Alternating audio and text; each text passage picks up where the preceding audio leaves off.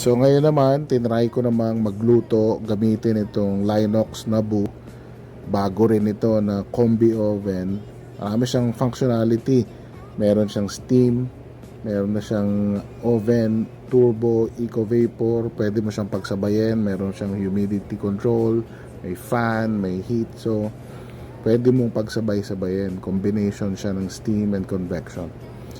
Ito yung maganda rito, meron siyang self-cleaning capacity, marami siyang pwedeng functionality.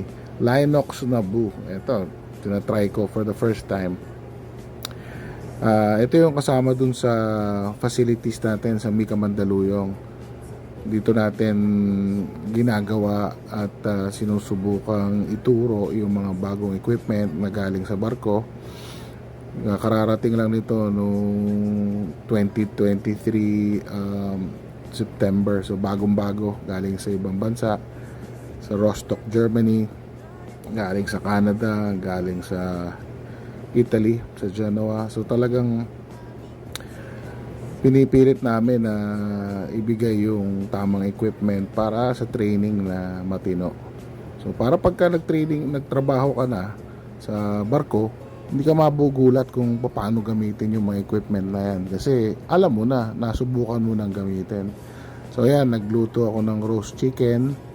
Simple lang. Nagluto din ako ng potato dauphinoise. So potato gratin. Niluto muna namin yan sa milk. So sabay niluto yan. Both in the same oven. So the moisture control, the heat.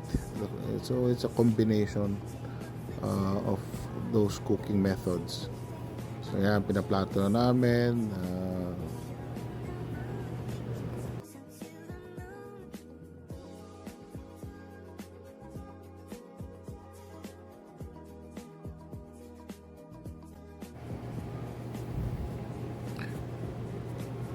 So yan, that's Linox Nabu. This is in Mika Mandaluyong. So much functionality, napakadaming pwedeng gawin. Bagay na bagay sa a la carte.